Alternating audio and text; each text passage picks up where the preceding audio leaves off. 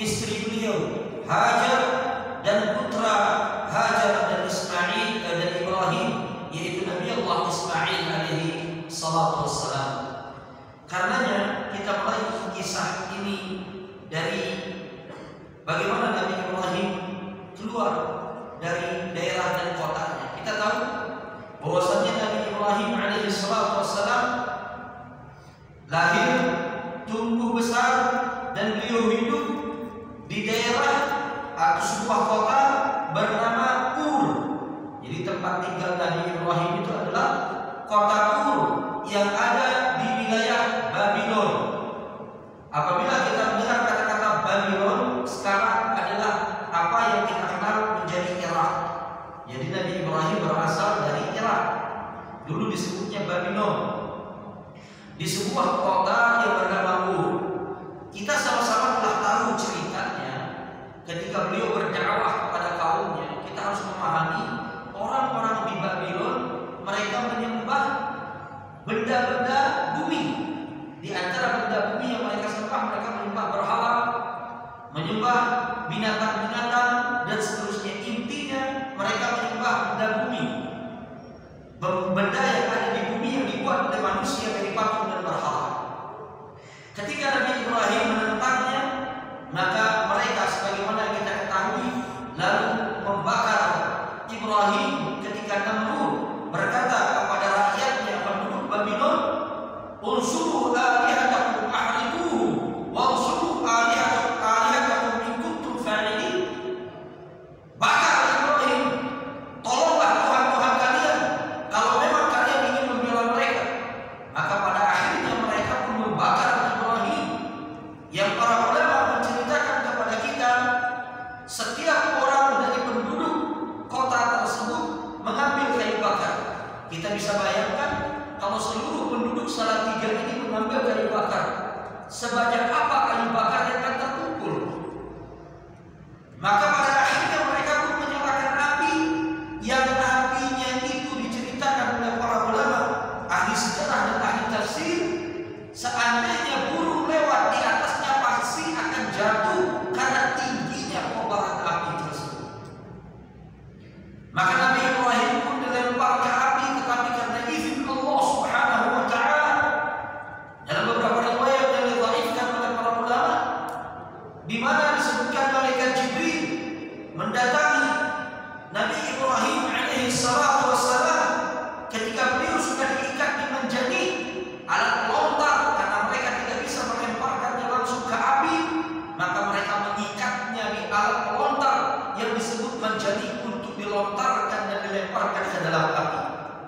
Dalam kondisi beliau akan diterbangkan dan dilontarkan itulah malaikat Jibril alaihi salam mendatangi beliau, kemudian berkata, "Ya Ibrahim, ala kafina hajah, ala kafiyya hajah." Wahai Ibrahim, apakah kau butuh bantuanku saat ini? Nabi Ibrahim, Abu Tauhid, manusia yang menjadi bapak yang mengajarkan tauhid kepada kita, dalam kondisi yang susah seperti itu, yang menawarkan bantuan adalah Imamul Malaikat, pemimpinnya para malaikat Jibril. Beliau mengatakan, "Amma ilaika fala, amma ilallah fana'am." Kalau kepadamu wahai Jibril, aku tidak butuh bantuan, tapi saat ini aku butuh bantuan Allah. Maka saat itulah beliau dilontarkan dan kali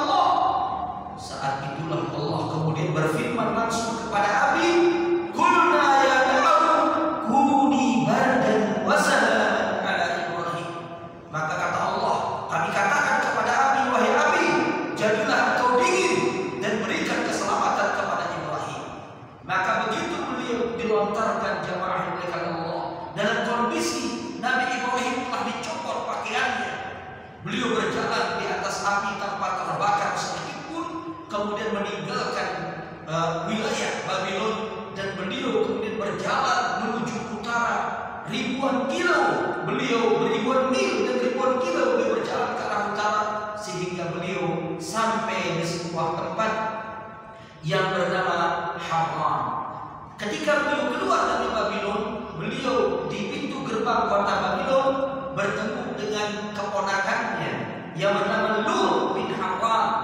Maka Nabi Ibrahim pun mendakwahkan Lut, dan Lut masuk beriman kepada beliau, beriman kepada Allah. Maka beliau berdua berhijrah meninggalkan Babilonia untuk menuju ke Syam. Maka hal inilah yang dijelaskan oleh salah seorang ulama tafsir yang bernama Imam As-Suddi, Ismail bin Abdurrahman Al-Kufi. Imam As-Suddi meninggal pada tahun 127 Hijriah. Beliau seorang tabi'in dan termasuk ulama ahli tafsir. Beliau menceritakan kepada kita tentang hal ini. Artinya setelah selamatnya Ibrahim dari api, beliau meninggalkan Babilon. Beliau menceritakan, intalaqa Ibrahim wa Lut qibal Syam. Maka akhirnya setelah Ibrahim bertemu dengan keponakannya Lut dan dia beriman kepada Ibrahim, mereka berdua berangkat menuju negeri Syam. Ribuan kilo mereka jalani, akhirnya mereka pun sampai di negeri Syam. Ketika sampai di negeri Syam, beliau berdua dipisah tempat. Nabi Ibrahim masih melanjutkan perjalanan ke arah utara, sementara Nabi Lut beliau berhenti di daerah Syam, di awal masuk daerah Syam, dan beliau kemudian berbelok ke arah dan tempat yang bernama wilayah Sodom, tempat tinggalnya kaum Sodom. Disitulah beliau tinggal dan menjadi Rasul, mengajarkan dan mendakwahkan agama Allah kepada mereka kaum Sodom. Sementara Nabi Ibrahim melanjutkan perjalanannya terus ke arah utara Irak, utara Syam, sampai ke wilayah namanya Haran. Sampai wilayah namanya apa? Haran. Jadi kemudian hijrahnya Nabi Ibrahim dari Babil, beliau kemudian berjalan menuju utara, melewati wilayah Syam sampai wilayah namanya Haran. Disitulah kata Imam As-Suddi rahimahullah, falaqiya Ibrahim Sarah. Disitulah beliau bertemu pertama kali dengan istri tercintanya Sarah. Di mana? Di Haran. Haran itu di mana jemaah sekalian? Haran itu sekarang adalah wilayah perbatasan antara Syria dan Turki. Sekarang ini dia adalah wilayah perbatasan, ujungnya Syam, ujungnya Syria itu adalah Haran, dan akhir dari wilayah Turki adalah Haran. Di kota inilah Nabi Ibrahim kemudian singgah dan menetap setelah beliau keluar dari kampung halamannya yaitu wilayah Babil, dan di situ beliau bertemu dengan istrinya Sarah. Diceritakan oleh Imam Suddi, siapa Sarah? Wahia ibnatu Maliki Haran. Dan Sarah yang ditemui oleh Nabi Ibrahim merupakan waktu itu salah satu pemuka, putri dari seorang pemuka dan pemimpin masyarakat Haran. Setelah itu, waqad ta'adat ala qaumiha fi dinihim. Pelajaran penting bagi kita, bapak-bapak, ibu-ibu, ikhwan dan akhwat sekalian. Umumnya manusia akan ditemukan oleh Allah dengan orang yang hampir semodel dengan diri.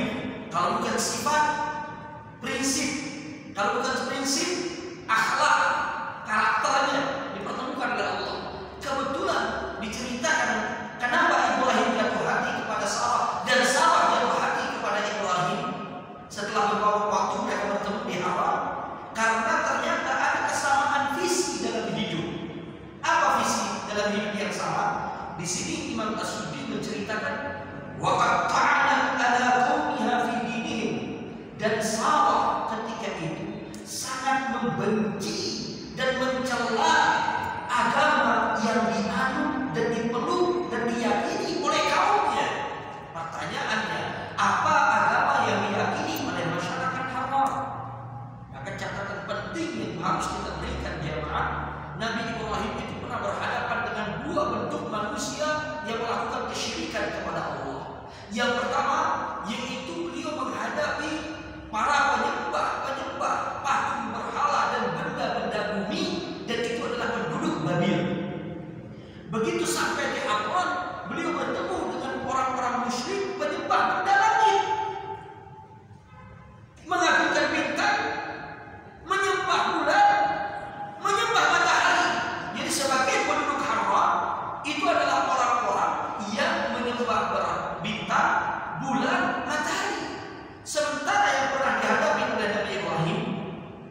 ketika beliau berada di Babil menghadapi para penyembah berhala.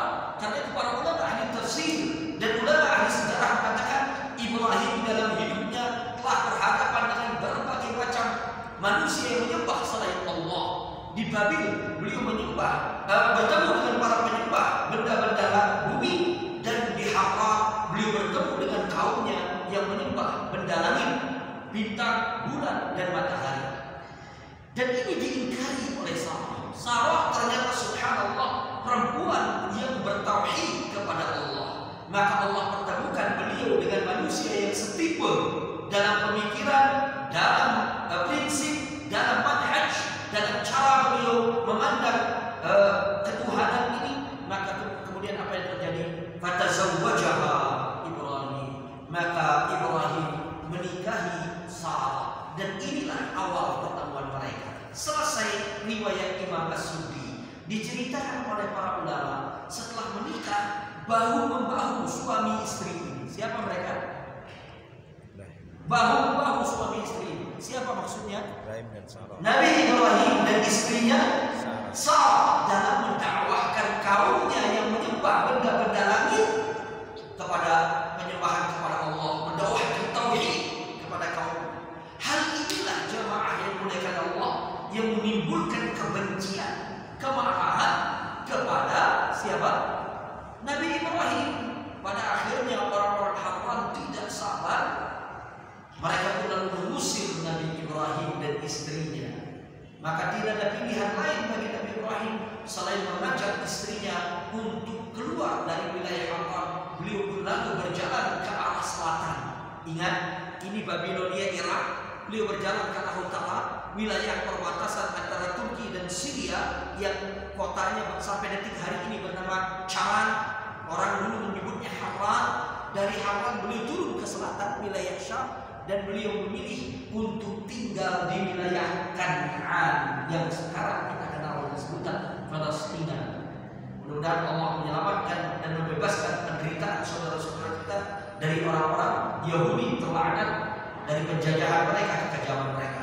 Maka Nabi Ibrahim untuk wilayah ketiga yang beliau datangi dalam hidupnya setelah Babil, kemudian Harran, beliau berhijrah bersama istrinya Sarah karena diusir oleh para penyembah benda-benda langit di Harran itu menuju wilayah Kan'an yang kemudian dikenal dengan wilayah Palestina. Tinggallah kemudian Nabi Ibrahim dan istrinya Sarah di Palestina. Beberapa waktu berlanjut, setahun, 2 tahun, 3 tahun, terjadilah paceklik di wilayah Palestina, wilayah Kan'an. Makanan agak susah, maka mulailah tahapan baru dalam kehidupan mereka akan mereka masuki, dan dengan peristiwa ini nanti mereka akan bertemu dengan Hajar alaihissalam. Nanti lihat urut-urutan kisahnya. Maka Ibrahim berkata kepada istrinya Sarah, wahai Sarah, kondisi di Kan'an, bumi Kan'an ini, di Palestina ini sudah tidak memungkinkan bagi kita untuk hidup. Aku dengar di Mesir kondisinya jauh lebih makmur, jauh lebih tenang. Ayo kita berangkat menuju bumi Mesir, dan mudah-mudahan Allah memberikan jalan keluar untuk kita. Pelajaran penting dalam hidup ikhwafillah yang dimuliakan Allah yang diajarkan oleh Nabi Ibrahim kepada kita. Terkadang manusia itu butuh untuk hijrah. Manusia itu butuh untuk hijrah. Kita lihat hijrahnya dua bentuk. Hijrah ini meninggalkan suatu tempat untuk mencari tempat baru, untuk menyelamatkan agama kita dan juga menyelamatkan kehidupan kita. Hijrah yang kedua, hijrah dari satu kondisi kepada kondisi yang lain, keadaan kepada keadaan yang lain, dari maksiat kepada ketaatan. Dan ini yang dilakukan oleh Nabi Ibrahim dalam hidup. Ketika beliau mengalami kesusahan di wilayah Kan'an atau di Palestina, beliau mengajak istri, ayo kita pergi ke negeri Mesir. Aku dengar Mesir jauh lebih makmur daripada wilayah Kan'an. Setelah nanti keadaan sudah membaik, kita kembali lagi ke negeri Kan'an. Maka Sarah, dan ini catatan buat ibu-ibu, Allah pilihkan Nabi Ibrahim Sarah. Di dalam beberapa riwayat yang dikatakan oleh para ulama tafsir, di antara sifat yang dimiliki oleh Sarah adalah walam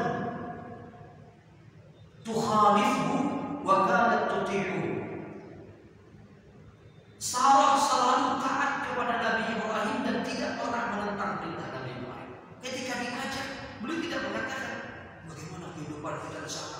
Apa pekerjaan kita? Apa usaha kita? Tidak. Beliau tetap ikut kepada suaminya. Ini ciri-ciri istri yang masya Allah saleh. Beliau pun berjalan bersama suaminya masuk ke negeri Mesir. Nah, kita baca riwayat Imam Bukhari apa yang terjadi ketika mereka berdua sampai ke negeri Mesir. Dan inilah babak baru dalam kehidupan mereka, karena mereka pergi ke negeri Mesir inilah nanti mereka akan bertemu dengan Hajar Ummu Ismail yang akan menjadi cikal bakal orang yang akan mendirikan kota Makkah. Maka diceritakan oleh hadis-hadis yang ada bahwasanya sebagaimana riwayat Imam Muslim, Rasulullah SAW bersabda, "Fahajara Ibrahim alaihi salam bisarah, fadakhala biha qaryatan." Maka Nabi Ibrahim pun kemudian berhijrah bersama istrinya. Maka beliau pun memasuki sebuah negeri, maksudnya di sini Mesir. Para ulama tafsir mengatakan, Nabi mengatakan, maka Ibrahim mengajak istrinya memasuki sebuah negeri. Negeri yang dimaksud di sini kata para ulama tafsir dan ahli sejarah Wahyu Misra, yaitu maksudnya wilayah Mesir, yang ketika itu dikuasai oleh seorang Fir'aun atau rajanya. Kita ingat Fir'aun itu bukan nama, tapi dia julukan bagi raja Mesir. Sebagaimana raja Jawa Tengah Jogja disebutnya Hamengkubuwono, itu bukan namanya, julukannya. Bagaimana raja Romawi disebut Kaisar, raja Persia disebut Kisra, raja India disebut Maharaja, dan seterusnya. Maka Fir'aun adalah julukan bagi raja Mesir. Dan ketika itu kata Nabi, wa fiha jabbarun minal jababirah, di Mesir ketika itu ada seorang penguasa, seorang raja yang lalim diktator. Raja dan penguasa itu diuji oleh Allah dengan ujian berbagai macam. Ada yang suka dan ambisi terhadap kekuasaannya, takut tidak mau direbut oleh orang kekuasaannya. Ada yang gila terhadap harta, tapi ada pula yang gila terhadap wanita. Kebetulan Fir'aun Mesir ketika Nabi Ibrahim datang dan istrinya Sarah datang ke situ, Fir'aun model yang ketiga, penguasa model yang ketiga, yaitu yang tergila-gila terhadap wanita cantik. Tidak bisa melihat wanita cantik kecuali dia akan rampas dan dia akan bunuh kalau itu suaminya. Kalau dia bilang kakak, dia bilang orang tua, dia bilang saudara, dia bilang kerabat, dia akan muliakan kerabat wanita tersebut. Mau itu orang tuanya, kakaknya, atau kerabatnya. Tapi kalau bilang suami, dia tidak akan pernah merasa puas kecuali merebut perempuan ini dan membunuh suaminya. Ini adat yang dilakukan selama bertahun-tahun oleh Fir'aun yang berkuasa ketika itu. Dan ini pula yang terjadi pada Nabi Ibrahim alaihissalam. Begitu beliau masuk ke kota Mesir, beliau sudah mendengar informasi tentang pemimpin dan raja Mesir ini, Fir'aun. Karena itu disebutkan dalam riwayat, faqila dakhala Ibrahim bi imra'atin hiya min ahsanin nisa. Begitu beliau berdua, Nabi Ibrahim dan istrinya sama masuk ke Mesir, apa yang terjadi jamaah sekalian? Mata-mata mereka, kalau orang Jawa bilang, telik sandinya sudah menyebar cari wanita-wanita cantik. Ketemu sama orang ini, yaitu Nabi Allah Ibrahim dan istrinya. Mereka pun bertanya, siapa nama Anda? Nabi Ibrahim tidak tahu apa yang terjadi kan pada awalnya. Siapa? Kenapa mereka bertanya kepada Nabi Ibrahim? Dia mengatakan, aku adalah Ibrahim. Dan siapa ini? Nabi Ibrahim melihat mereka ini aparat pemerintah, jangan-jangan disuruh oleh Fir'aun. Maka dengan cerdasnya beliau lalu menarik istrinya, kemudian mengatakan, jangan kau dustai aku wahai Sarah, la tukadzibni, fa idza su'ilti faquli annaki ukhti wa ana akhuki. Kalau jangan kau dustai aku, jangan kau buat aku ini malu di depan mereka. Nanti kalau kau ditanya oleh siapapun atau raja ini kemudian bertanya kepadamu, siapa engkau dan siapa aku, katakan aku ini adalah saudaramu dan engkau adalah saudariku. Kenapa hal itu beliau lakukan? Karena beliau sudah mendapatkan informasi. Kalau raja ini sampai melihat seorang perempuan cantik dan itu sudah diajak keluarganya atau orang yang bersamanya ke istana, berarti otomatis raja itu tertarik sama perempuan itu. Sementara riwayat-riwayat mengatakan Sarah adalah wahyu min ahsanin nisa.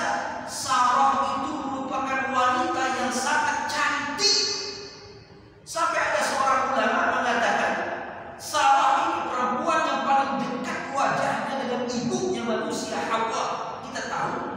manusia pertama Adam sempurna, pasangannya Hawa wanita sempurna. Perempuan yang paling mendekati Hawa adalah Sarah alaihi salatu wassalam. Cantiknya luar biasa Sarah. Karena siapapun yang melihat beliau pasti akan suka. Laki-laki yang melihat beliau pasti akan senang. Dan ini pula yang terjadi pada Firaun Mesir ini.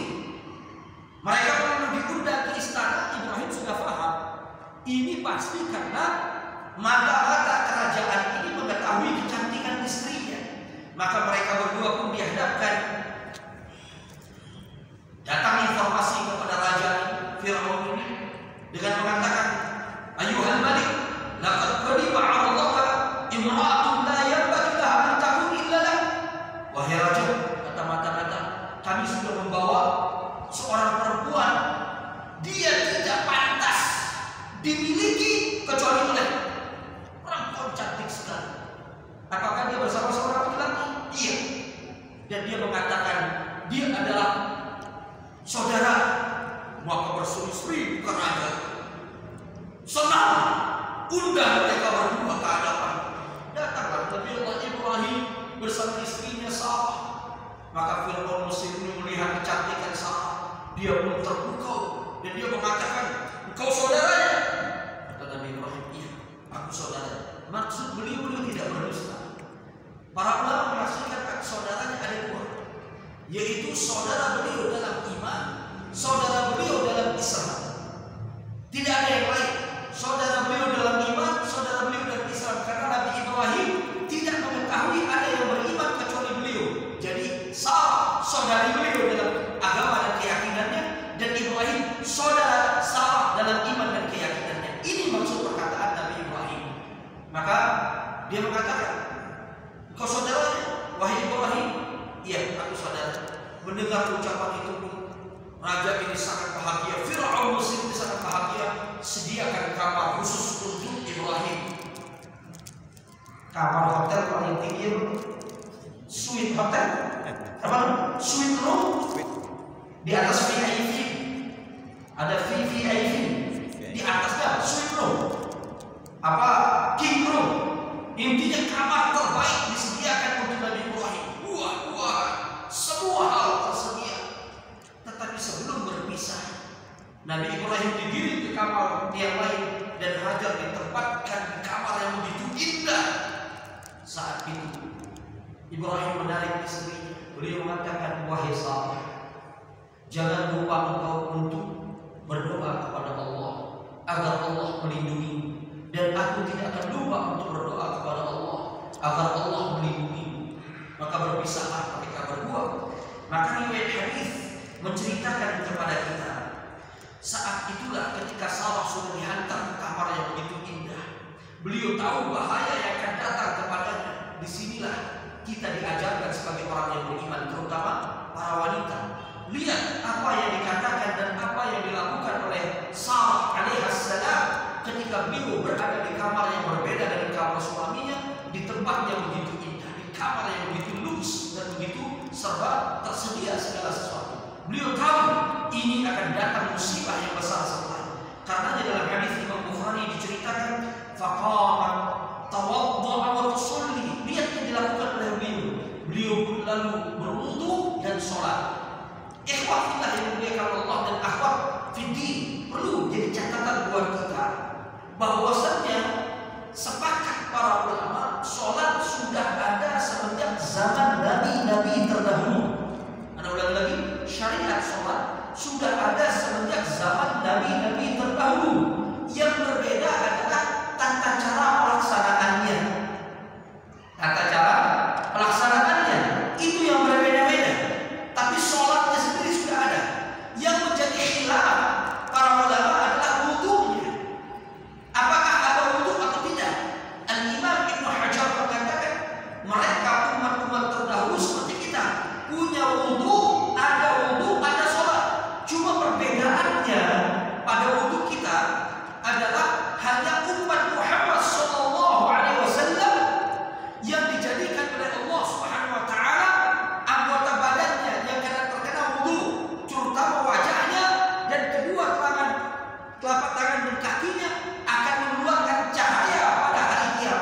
yang karena itu akan dikenal oleh Rasulullah sebagai umatnya. Ada ulangi lagi biar kita nggak salah paham. Dari hadis Bukhari, ini hadis sahih. Sarah kemudian berwudu dan melakukan sholat untuk meminta perlindungan kepada Allah. Maka sekali lagi kita katakan, para ulama sepakat adanya apa? Adanya apa? Adanya syariat sholat semenjak zaman nabi-nabi terdahulu. Yang berbeda adalah tata cara pelaksanaannya, rakaatnya, bentuknya. Kemudian ada wudu. Para ulama ada khilaf, tetapi kemudian Ibnu Hajar mengambil zahir hadis ini mengatakan, kalau seandainya ada wudu, perbedaan wudu kita dengan umat-umat terdahulu tidak adanya apa?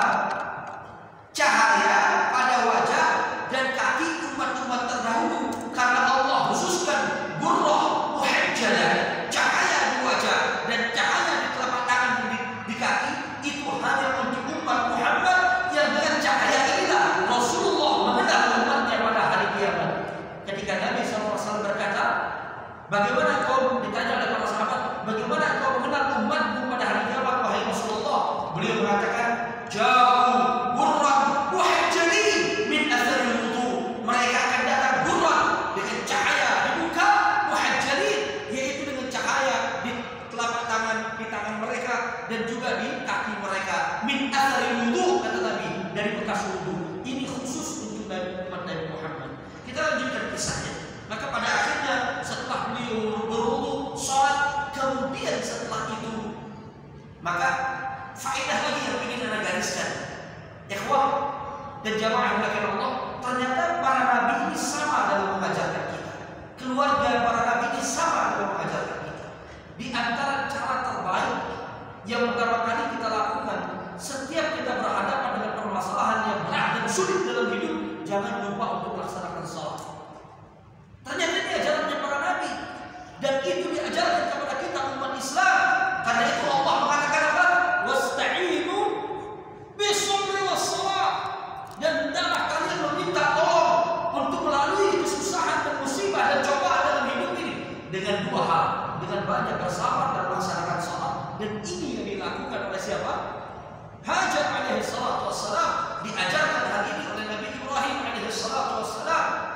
Karena itu setelah beliau sholat, berwudu sholat, beliau kemudian mengangkat tangannya berdoa kepada Allah Subhanahu wa taala. Beliau mengatakan, Allahumma in kuntu amantu bika wa bi rusulik wa ahsantu farji illa ala zawji fala tusallit alayya al-kafir.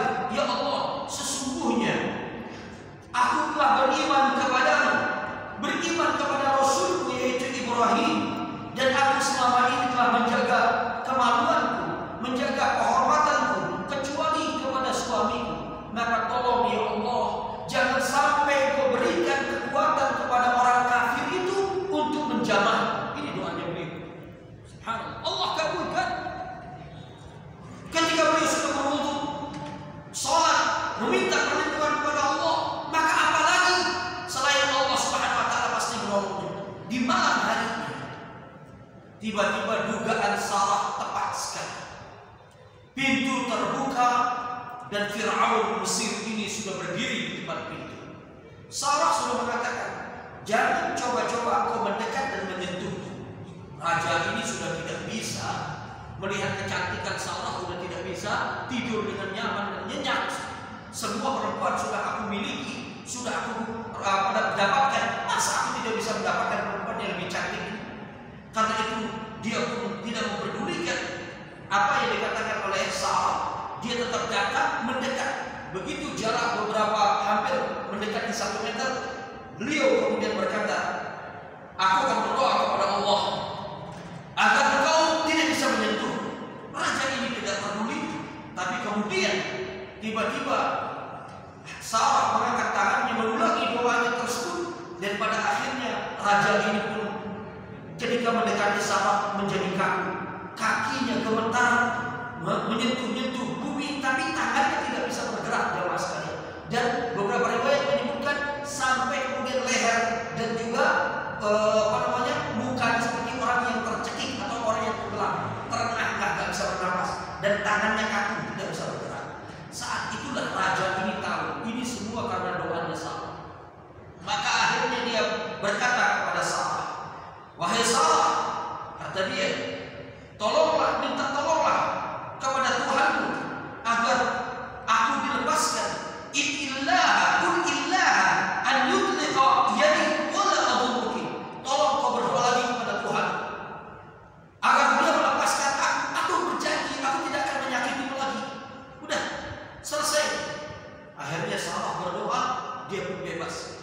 kedua meninggalkan Sarah. Di malam yang kedua dia di kamarnya berpikir lagi, masa aku harus kalah dengan perempuan ini? Dia satu-satunya perempuan yang paling cantik yang pernah aku lihat, dan aku tidak bisa mendapatkannya. Dicoba lagi malam yang kedua seperti malam pertama, dia mendapatkan keadaan lebih buruk daripada keadaan yang kedua, sampai badannya gemetar dan hampir dia merasakan seperti orang yang tercekik. Untuk kedua kalinya dia mengatakan, wahai Sarah, ud'illaha an yutliqa yadi wa la adurruki. Ayolah Sarah, aku memohon agar kau meminta kepada Tuhanmu agar melepaskan aku dan kedua tanganku ini supaya tidak kaku seperti ini. Aku benar berjanji tidak akan menyakiti. Untuk kedua kalinya Sarah pun berdoa kepada Allah. Dia kembali lagi ke kamar. Di malam yang ketiga, jamaah dan ikhwah sekalian dan akhwat sekalian, ibu-ibu sekalian, ini orang merasa, masa saya harus kalah dengan perempuan ini? Ini percobaan terakhir, saya mau coba. Saya harus dapatkan perempuan. Datang lagi ke kamarnya Sarah. Untuk ketiga kali peristiwa ini terjadi. Ini lebih lama, ini lebih kuat lagi. Karenanya untuk ketiga kali dia memohon permohonan yang sama, ya Sarah, ud'illaha an yutliqa yadi wa la adurruki. Wahai Sarah, tolonglah berdoa kepada Tuhanmu agar dia melepaskan tanganku, melepaskan badanku ini, keadaanku ini. Aku janji, benar-benar janji tidak akan lagi untuk menyakitimu atau mengganggumu. Sarah mengatakan tidak. Untuk ketiga ini kau harus benar-benar berjanji. Ya, aku berjanji tidak akan pernah datang lagi kepadamu.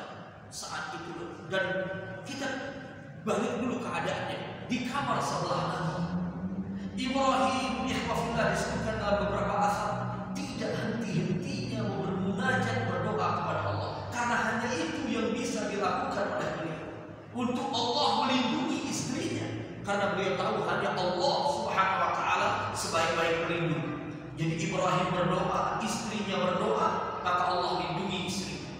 Maka begitu dilepas, raja ini lari keluar dari kamar tersebut dan dia memanggil anak buahnya. Dia mengatakan, "Qala ayyuhan nas, ma ji'tumuni bi ins wa inna ma ji'tumuni bi syaitan." Kalian yang kalian bawa ini bukan manusia. 3 kali aku coba mendatanginya dan 3 kali badanku kaku. Yang kalian bawa ini setan. Suruh suaminya Ibrahim dan dia keluar dari tempatku sekarang. Maka apa penutup hadis ini? Besok paginya mereka dipanggil. Ibrahim yang tahu semua yang terjadi, seolah-olah tidak terjadi apa-apa. Beliau pun memegang tangan istrinya ketika berhadapan dengan Firaun ini, dan Firaun ini sambil tersenyum mengatakan, terima kasih Ibrahim, kau telah singgah ke negeriku. Silakan kau pergi saja kemana saja di negeriku, dan sebagai penghargaan atas kedatangan kalian mau jadi tamuku, aku berikan kepada kalian seorang pelayan. Keluar. Maka hadis mengatakan wa khadamaha Sarah. Maka wa khadamaha Hajar. Saat itulah dikeluarkan seorang gadis yang masih remaja, dayang-dayang di istana, yang kemudian bernama Hajar. Hajar ikutlah kepada keluarga ini, ikut kepada Ibrahim dan istrinya Sarah, jadilah engkau pelayan mereka. Saat itulah mulai masuk Hajar dalam kehidupan mereka. Jelas jemaah sekalian? Nah, ini kisah bagaimana Hajar datang dalam kehidupan Ibrahim dan Sarah. Setelah berapa waktu, berapa bulan, berapa tidak jelas secara pasti dalam beberapa riwayat, mereka tinggal di negeri Mesir. Pada akhirnya Nabi Ibrahim mendengar kondisi yang ada di negeri Kan'an atau Palestina sudah membaik. Beliau pun lalu mengajak istrinya Sarah serta pelayan mereka yang baru yaitu Hajar untuk kembali ke Mesir. Nabi ketika menutup hadisnya di saat beliau mengatakan wa khadamaha Hajar, dan kemudian Firaun Mesir memberikan seorang gadis yaitu Hajar sebagai pelayan mereka, beliau berkata kepada para sahabat ketika menceritakan peristiwa ini, fadilka ummukum ya bani as-sama, dan dialah ibu kalian wahai keturunan Nabi Ismail. Dialah Hajar ini yang akan menjadi ibu kalian wahai keturunan Ismail alaihi salatu wassalam.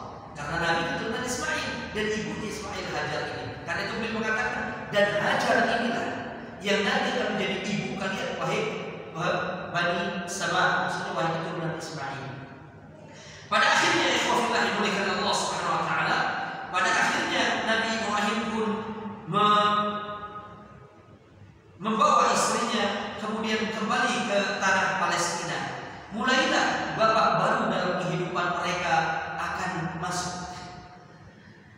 Begitu sampai di tanah Palestina, kita tahu Nabi Ibrahim sudah diceritakan dalam riwayat ini sudah puluhan tahun berkeluarga sama istrinya, tinggal puluhan tahun dan belum diberikan keturunan, dan beliau tidak pernah putus asa untuk berdoa kepada Allah, Rabbi habli minas salihin, ya Allah berikanlah aku, karuniakanlah aku seorang anak yang saleh.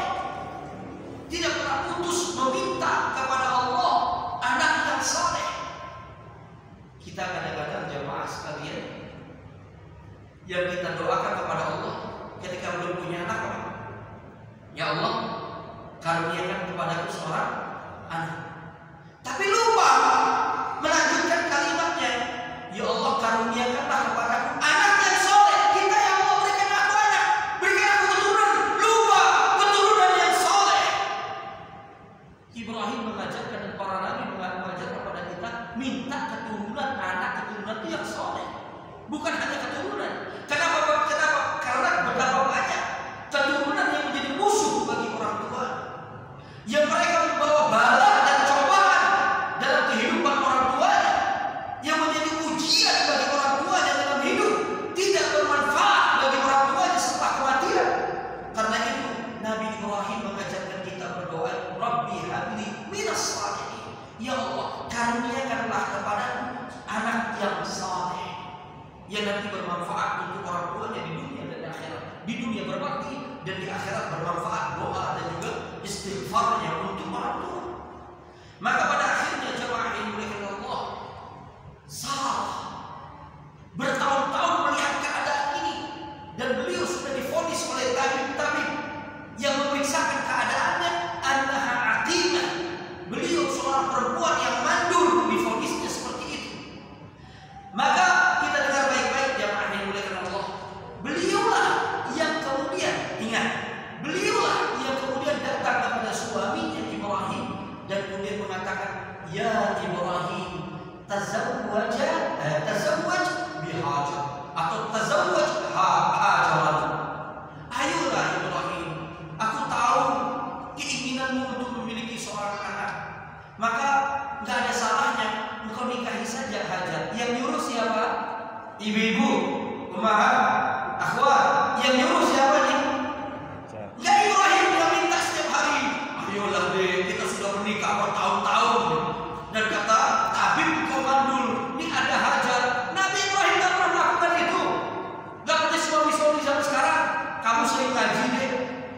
Kita kan hidup ingin punya anak dan keturunan deh. Insya Allah nanti kalau kau ikhlas balasannya surga. Nabi Ibrahim tak mengatakan seperti itu.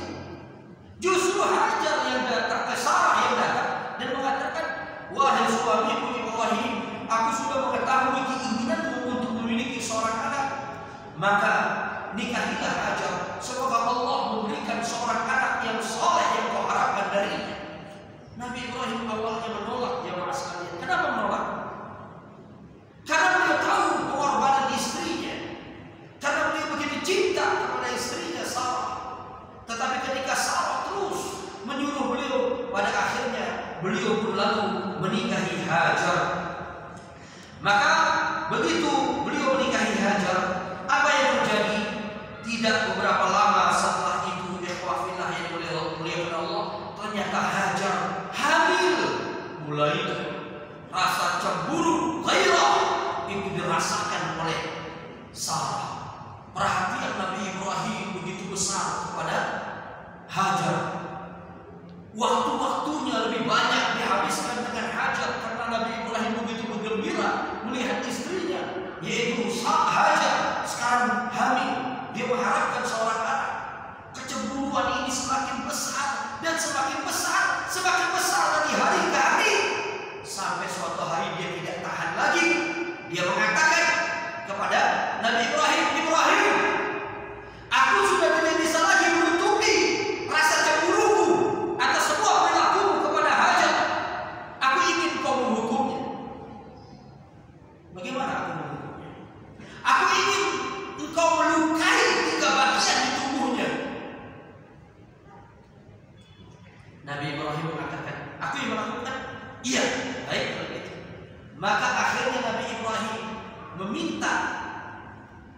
kepada Hajar untuk menerima permintaan Sarah, yaitu memberikan hukuman agar dia ridho, tidak cemburu, agar Ibrahim memberikan hukuman kepada istrinya dengan melobangi atau melukai atau melobangi 3 bagian dari tubuhnya.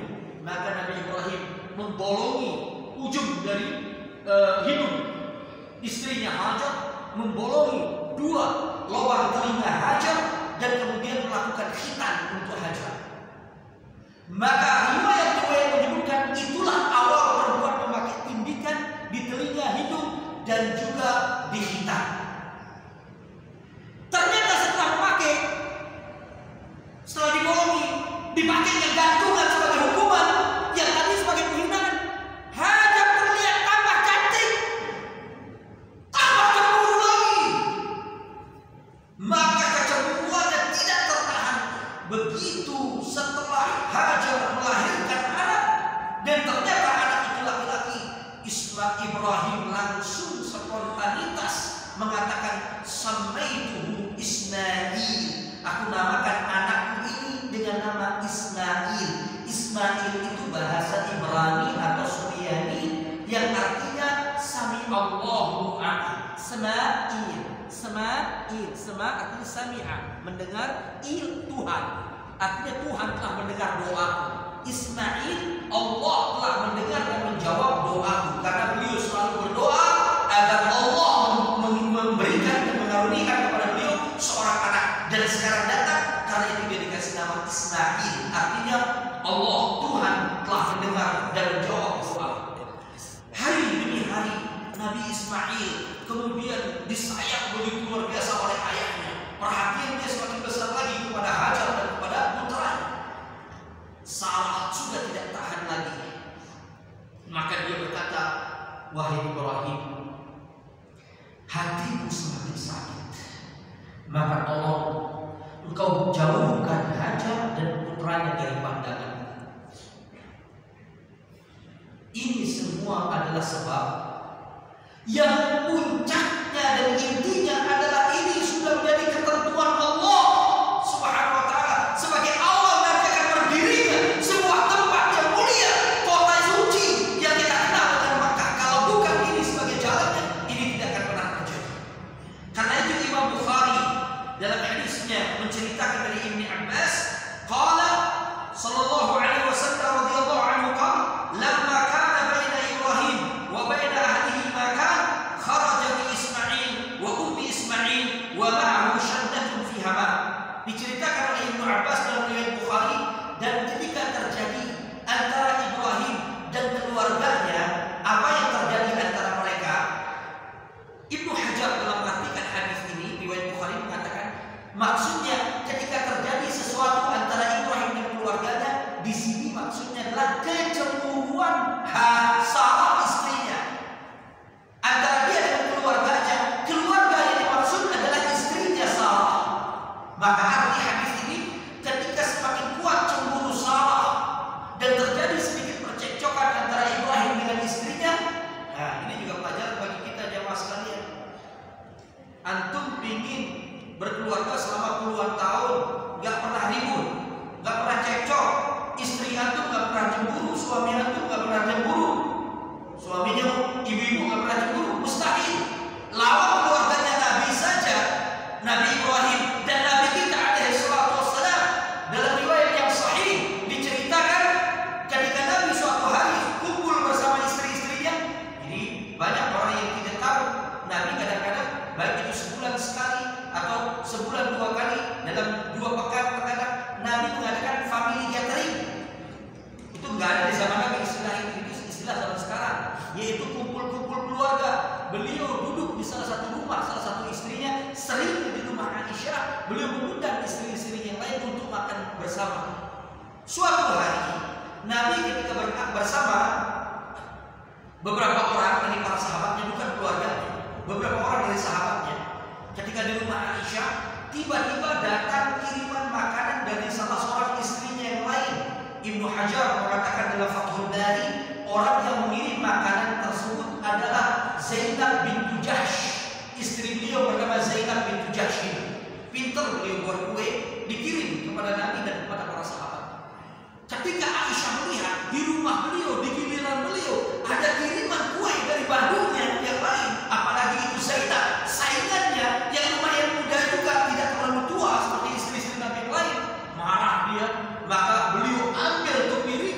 ditumpahkan dan dipecahkan piring bersama kue. Nabi lalu membersihkan kue sepertinya kue kering ya Pak. Karena Nabi bisa membersihkan kue-kue tersebut kemudian meletakkan di piring yang baru dan beliau mengatakan, "Qad ummukum, ibu kalian telah cemburu." Beliau tidak marah. Beliau tidak mengatakan kepada Aisyah, "Bagaimana mungkin istri Nabi cemburu? Bukankah kau telah mendengar segini ayat? Begitu banyak hadis yang aku ajarkan, kau cemburu?" Tidak seperti suami-suami zaman sekarang, istri cemburu sedikit, udah bertahun-tahun ngaji masih ada anak kecil, masih banyak perempuan.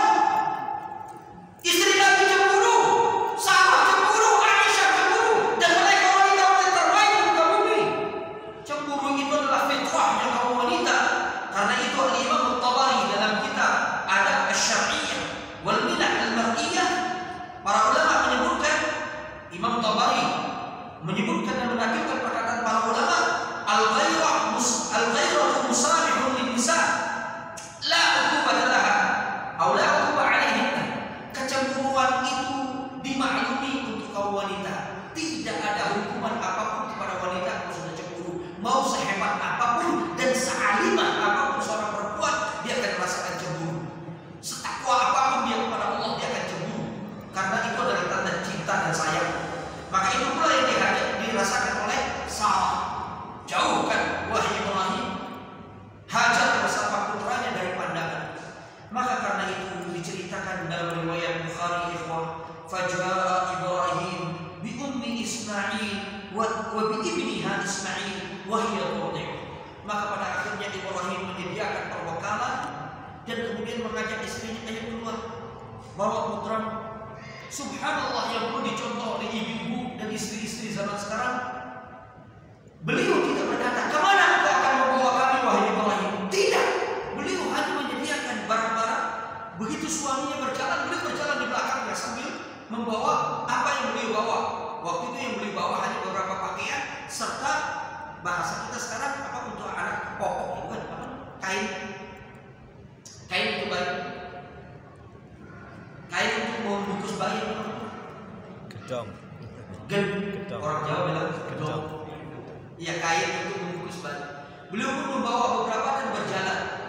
Mereka berjalan menuju arah selatan dari Syam, dari Palestina. Mereka berjalan tidak kurang 1.200 km ke arah selatan. Berjalan. Hajar tidak bertanya. Beliau terus mengikuti suaminya.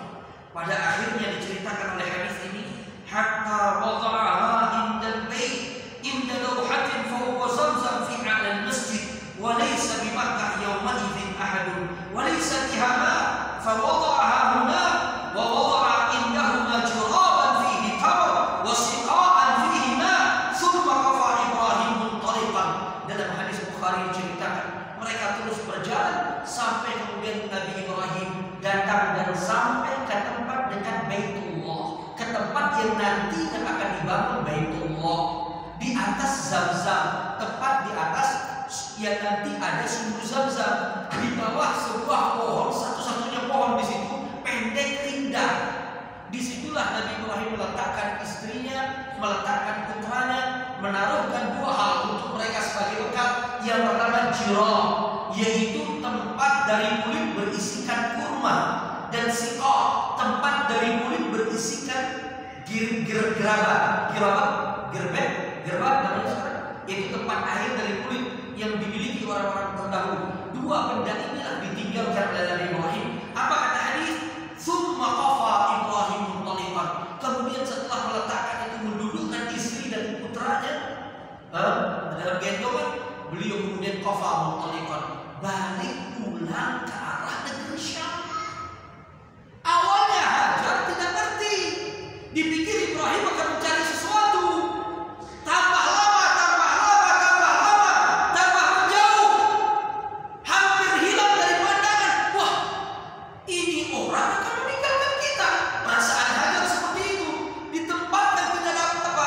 Ketika itu tempat itu tidak punya air, nggak ada bangunan, nggak ada manusia satupun, dan nggak ada tumbuhan kecuali pohon tadi. Di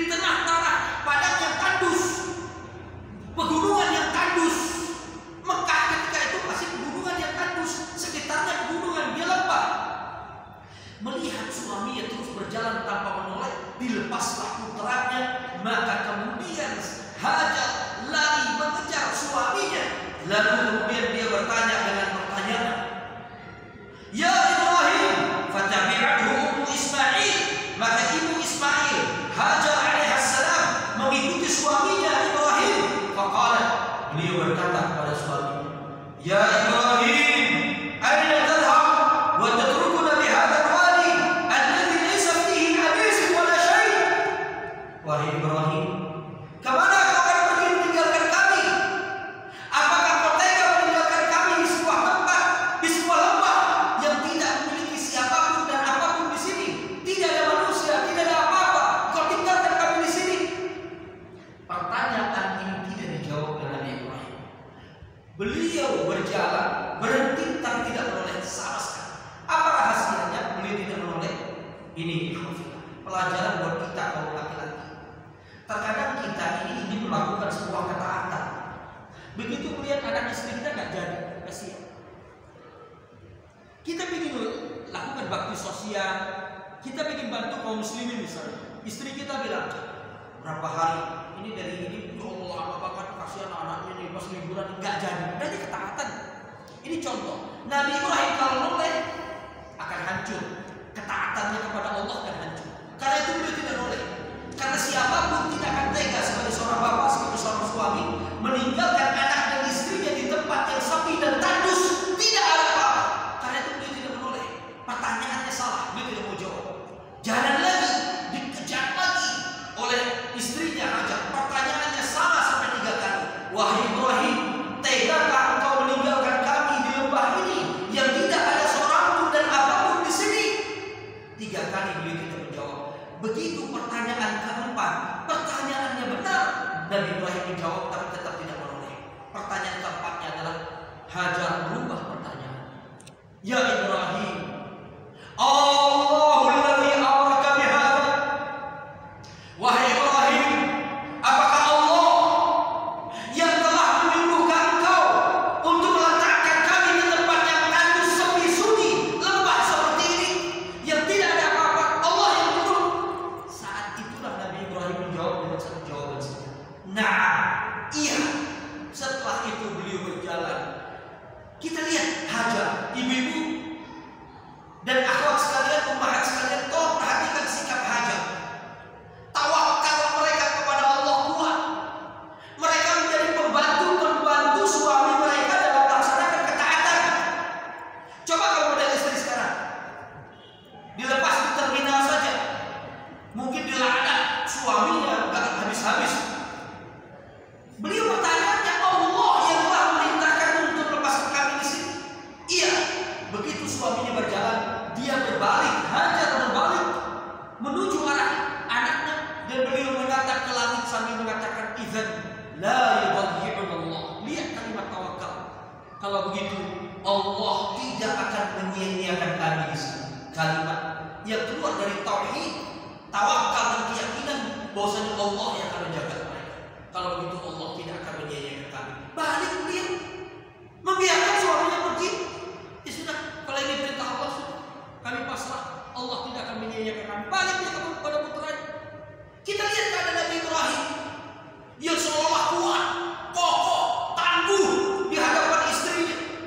Begitu beliau berjalan melewati bukit, kemudian anak dan istrinya sudah tidak kelihatan, duduk bersimpuh ke arah kiblat, ke arah yang ada tempat di situ nanti anak dan istrinya ada. Karena di situ kan dibangun Baitullah, ke arah situ beliau duduk bersimpuh, kemudian mengadahkan tangannya sambil menangis. Di situ pecah tangis Nabi Ibrahim. Di situ beliau meluapkan kesedihan sebagai seorang bapak, sebagai seorang suami. Bagaimana mungkin beliau tega melepas anak dan istrinya di tempat seperti itu? Tapi karena ini perintah Allah, beliau langsung mengadakan transaksi dengan Allah Subhanahu wa taala. Dan ini termaktub di dalam Al-Qur'an Al-Karim. Diceritakan keadaan ini oleh Allah dalam surat Ibrahim ayat 38. Beliau langsung mengangkat tangannya ke arah kiblat, berdoa, "Rabbana inni askantu min dzurriyyati biwadin ghairi dzi dzar'in inda baitikal muharram. Rabbana wa liqimus shalah faj'al 'afidatan minan nasi tahwi ilaihim warzuqhum minats thamarati la'allahum yashkurun."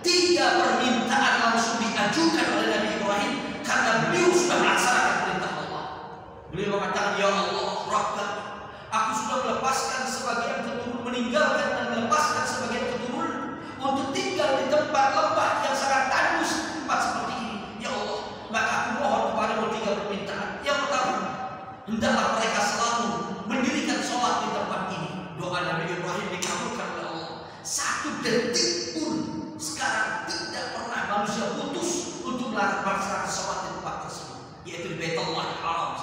Satu detik manusia saling sambung menyambung melaksanakan sholat. Yang kedua, faj'al af'idatan minan nas tahwi ilaihi. Jadikan hati manusia selalu condong ke mereka dan ingin datang ke tempat ini. Maka tidak ada seorang muslim, seorang muslimah kalau dia memiliki harta kecuali ingin berangkat untuk melihat Baitullah, untuk datang ke Makkah Al-Mukarramah. Ini doa Nabi Ibrahim. Hati kita yang selalu cinta, ingin untuk datang ke tempat ini. Bahkan yang sudah ingin datang lagi, yang umrah udah 5 kali, pingin ke 6, pingin ke 7, pingin ke 8, apalagi yang belum.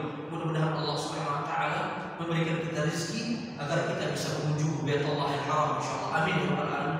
Ikhwan dan akhwat sekalian. Doa yang ketiga Nabi Ibrahim, dan ini yang menjadi kenyataan juga, warzuqhum minats tsamarat, tempat yang tandus, tidak ada apa-apa. Nabi Ibrahim mengatakan, dan berikan rezeki mereka dari buah-buahan dan berbagai macam makanan agar mereka menjadi orang yang bersyukur. Subhanallah. Sekarang kalau kita pergi ke Mekah, buah atau benda yang belum kita lihat mungkin sudah ada di sana. Sampai ketika tahun 2004 anak sekolah di sana setahun, anak sempat kaget ketika masuk salah satu supermarket, anak lihat talas. Salah tiga aja sekarang mulai jarang jual talas. Ini di Mekah masih ada tanahnya, kebungkus rapi SR 5 real, mungkin 3 atau 4 talas. Anak sampai pegang, masya Allah, talas ada di Saudi.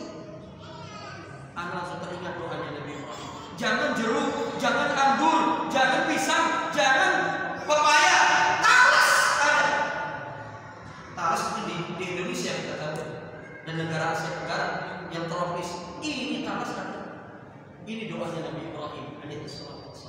Karena beliau sudah meninggalkan keluarga. Kita tinggalkan Nabi Ibrahim, kita kembali kepada Hajar. Maka setelah ditinggal oleh Nabi Ibrahim alaihissalam, jamaah yang dimuliakan Allah Subhanahu Wa Taala, kemudian apa kata Rasulullah dalam riwayat Imam Bukhari, diceritakan kelanjutannya, wa ja'alat ummu Ismail tudhi'u Ismail. Setelah beliau kembali kepada Ismail putranya, Ismail pun menangis, maka beliau pun diangkat oleh ibunya dan kemudian disusui. Hatta idza nafida ma fi siqa atisha wa atisha ibuha. Sampai berhari-hari, anak tekankan sekali lagi, tidak ada satu riwayat yang secara detail menceritakan berapa lama tinggalnya Hajar bersama Ismail di tempat ini sampai datang orang lain nanti yang bersama mereka. Tidak.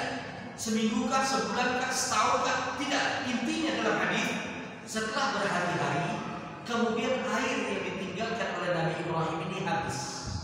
Makanan korma habis. Maka karena itu beliau merasa haus, Hajar. Karena beliau haus, tidak minum, air susunya pun kering, dan anaknya pun Ismail menjadi kehausan. Beliau menangis terus karena air susu sudah kering. Maka saat itulah beliau meletakkan putranya, wa ja'ala tanzuru ilaihi yatalawwa aw qala yatalakhbatu. Begitu diletakkan, Hajar sambil meneteskan air mata melihat putranya itu bergoyang-goyang karena di bawah tanah, karena diletakkan di atas kain di bawah tanah bergoyang-goyang sambil menangis. Beliau pun merasakan kasihan melihat anaknya sampai mengangkat kakinya. Bayi kalau udah nangis kan seperti itu. Maka tersentuhlah dia, bayiku ini kehausan. Maka apa yang beliau lakukan? Setelah itu, fawajadat as-safa fantalaqat karahiyatan tanzur ilayhi. Beliau pun melepas putranya. Beliau berdiri, beliau berjalan mencari air. Beliau lalu melihat ada 2 bukit di jarak yang paling dekat. Sebelah sini bernama Safa, sebelah sana bernama Marwah. Jarak antara keduanya kurang lebih berapa? Ada yang tahu secara persisnya?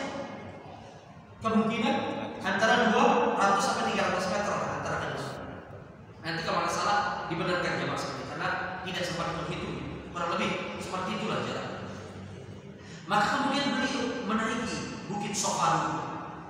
Fawajadat as-Safa aqrabu jalan fil ardi yaliha. Beliau menemukan bukit Safa sebagai bukit yang paling dekat dengan tempat beliau berada.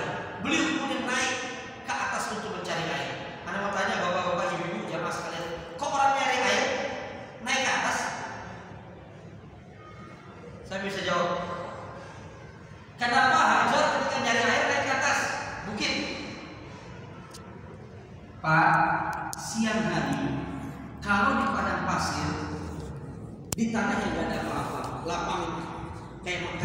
begitu tanah lapang